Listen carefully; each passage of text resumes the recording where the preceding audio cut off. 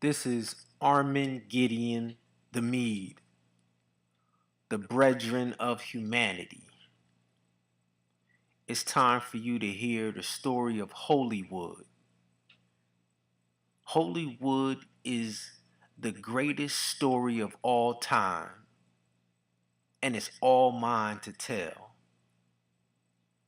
It's the story of the Creator's kingdom, His holy and perfect image, His bride and their children. This is the final chapter in the final battle of the great controversy. There's a war going on outside no man is safe from. You must choose your side. Holywood, the Creator's love story. So today is October the 17th, and just this week we lost a giant in our community, a great man, our main man, Tommy from the Martin Lawrence Show.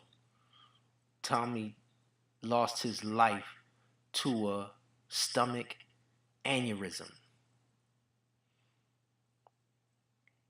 And this is me. I went through the same exact experience. This is me in ICU. August the 19th, I had the same exact stomach aneurysm with two other blood vessels in my left leg that ruptured, and with an artery leading to my heart that almost exploded as well. Spent 2 days in a coma. Spent another week in ICU. And this is 2 days after being out of the coma, 4 days in ICU. I'm up walking. A miracle. So Jacob, in the Bible, Jacob wrestled with God.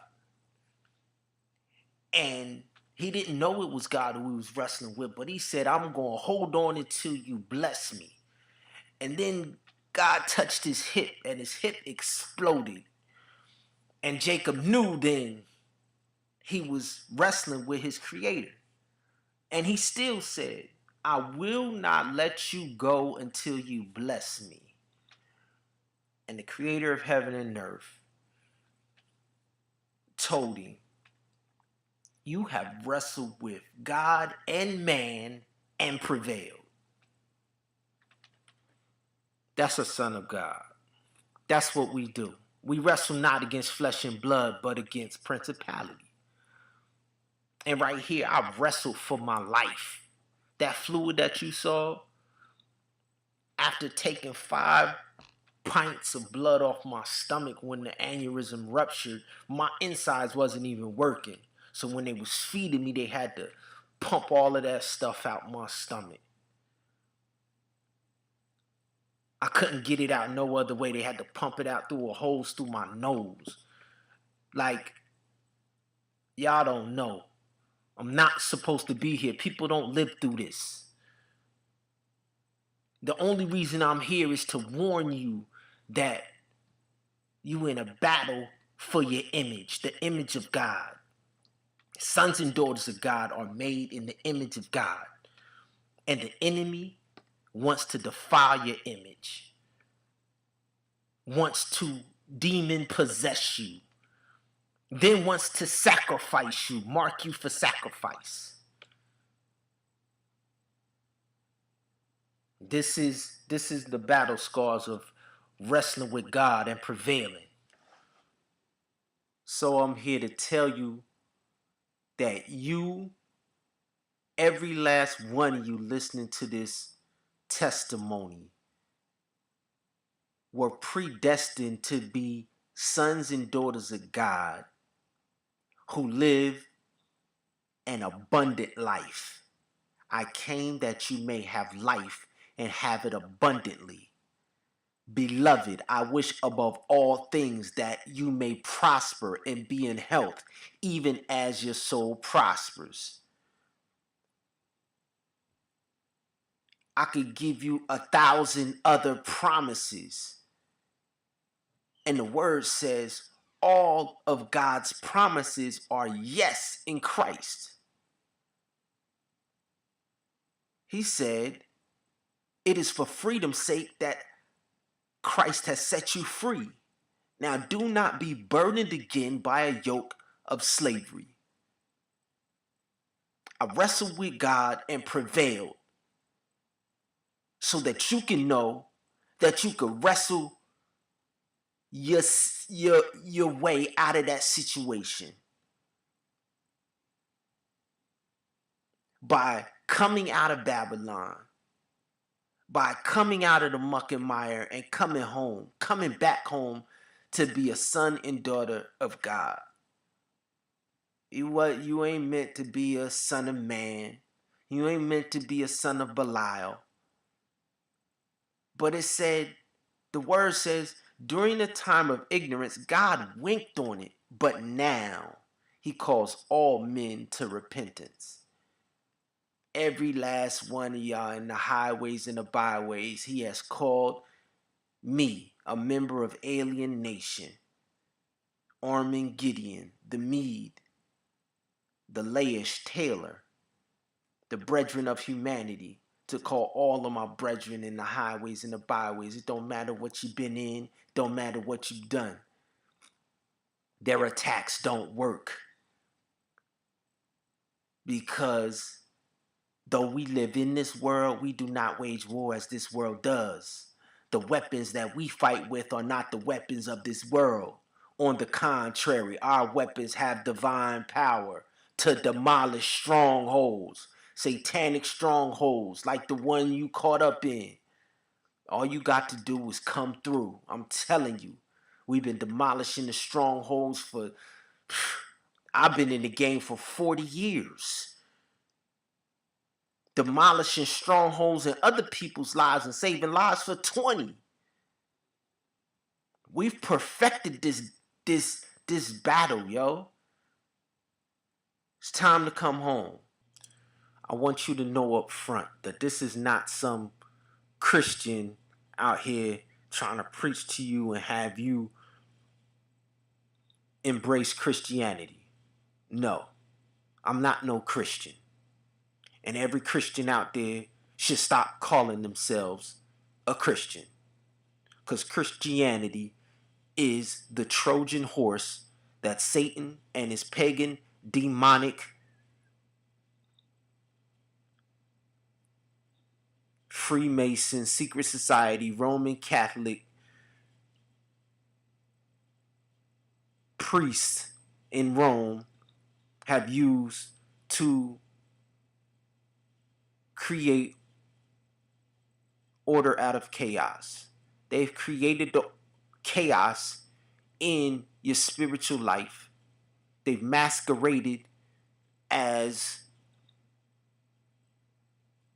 sheep following the master, but they're wolves in sheep's clothing. They have nothing to do with Christ but his name. It's called Chino. Christ in name only. So the last thing that I would be doing here is promoting Christianity when the paganism of Roman Catholicism taught by the priest in the Vatican through the white pope is Luciferianism. The 5-pointed pentagram star pointing up is the worship of Lucifer. And the 5-pointed pentagram pointing down is, we all know, that's the Star of Baphomet. That's Satanism. And they worship Satan through the Black Pope, the Jesuit Pope. So no, this is not a call to Christianity. This is a call to be a son and daughter of God. ITB lifestyle, in the beginning. Let's get back to in the beginning lifestyle son and daughter of God, Adam and Eve, in the beginning. The lifestyle of the redeemed. Live the lay life. That's right. Come get clean. Wash, get clean. Now I'm going to expose the enemies of God trying to destroy your image and how they doing it. I have exposed myself to every form of disease, accident, and violence. I have driven myself to delight in dirty and disgusting debauches, and to devour human excrements and human flesh. I have mastered every mode of my mind, and made myself a morality more severe than any other in the world. 1,000 years from now, the world will be sitting in the sunset of Crowleyanity. Aleister Crowley was just a puppet. He was just a front, a distraction to keep you from knowing who the true enemy is attacking the family and destroying the family unit by these alternative lifestyles.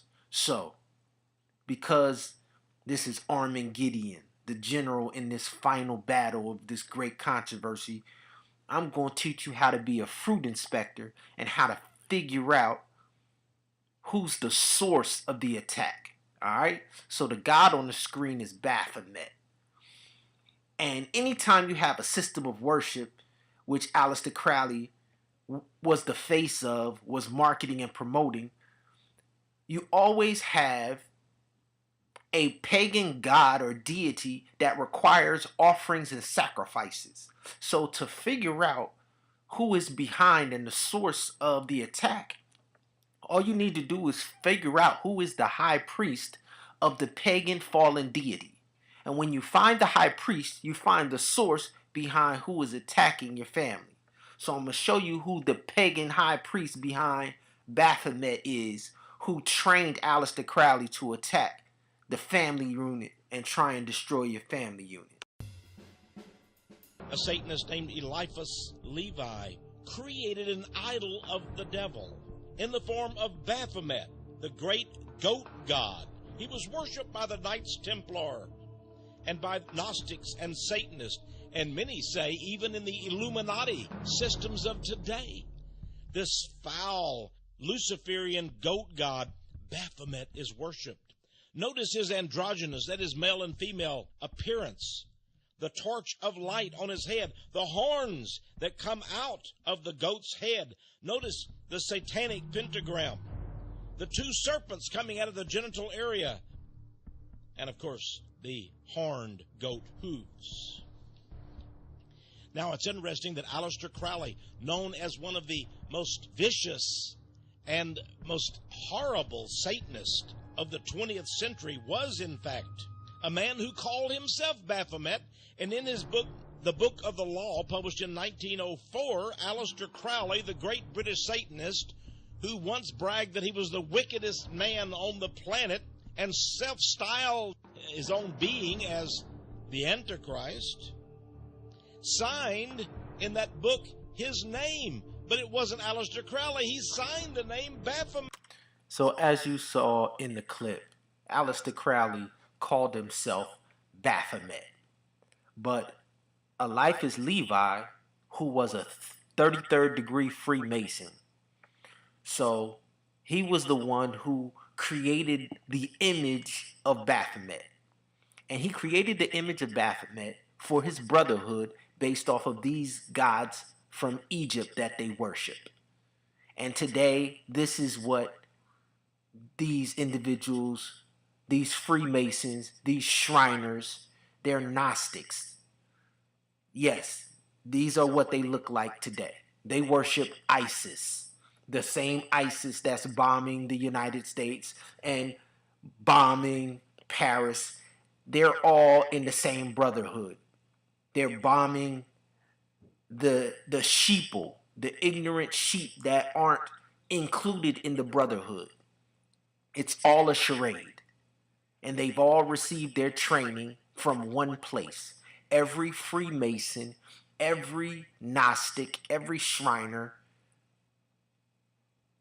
got their training from, listen up, the Roman Catholic Church.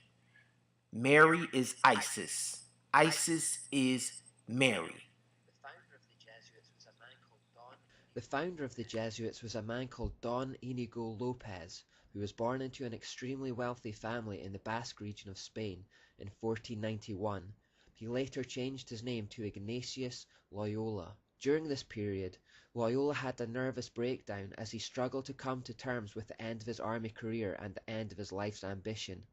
In this fragile mental state, as he lay there with little else to occupy his mind, he began reading a number of fanciful religious texts about the works of the Catholic saints. Particularly inspired by the life of St. Francis of Assisi, he set out to emulate his deeds and those of others like him. He began to envision Jesus as a type of great military commander, and thought that although his physical army career was over, he could instead become a kind of general in Jesus' army instead, the goal of which would be to capture the world. Now as a cripple, he made his way across Spain to the mountains of Montserrat, where there was a Benedictine monastery. Within this monastery was a sacred goddess idol called the Black Virgin of Montserrat, which he stood before in vigil for 3 days. There he committed himself and his work to her. By doing so, he committed himself to the demonic goddess Asherah. In that clip, you just saw the founder of this man's organization, the Jesuits, called the Society of Jesus. It has nothing to do with Jesus. They're pagans. Ignatius Loyola was the very first black pope. Pope Francis is the white pope currently. So the white pope worships the pagan god Lucifer, and the black pope worships Satan. Yes, I know you've been taught all your life that Roman Catholicism is a Christian church. Well, when Satan couldn't beat the followers of Christ after he died on the cross and sent his disciples out to preach the gospel to all the world, after he couldn't persecute and kill the movement and destroy it by force, he had to switch up and destroy it by defiling it. All of the images on the screen are deities that pagans worship Satan as. And in the clip, it said Ignatius Loyola stood for 3 days and worshipped Asherah. Asherah is, on the far right, Semiramis, the Queen of Heaven. And all of those deities underneath the name of Semiramis is what Satan is worshipped under in his female form. Yes, he has an identity crisis. That's why they created Baphomet with androgynous male and female characteristics, because Satan has always been worshipped as a male and a female. The Pope is the high priest of Horus in Freemasonry. So every Freemason, every Gnostic, every secret society, every secret fraternal organization, they pay homage to the god Baphomet, and the Pope is the high priest of Horus or Baphomet in the occult, meaning hidden secret societies. Here, I'll let them tell you in their own words through their own Jesuit oath. Here is the oath that the Jesuits take. And to prove that Aleister Crowley and those who did the Gay Manifesto were trained by the Jesuits, listen to this Jesuit oath and compare it to the Gay Manifesto that we just listened to earlier. And also understand every oath that the Fraternal Order of Police take, every oath that the military, your soldiers in the United States Army, every oath that any fraternal organization takes is to this high priest of Horus, the Pope, in their secret society through Freemasonry. Their oath is not to protect and serve the people. Their oath is just like this oath with the Jesuits, to protect and serve whatever dictates the high priest of Horus, the Luciferian, Satan worshiping Pope in the Roman Catholic Church decides he wants to do.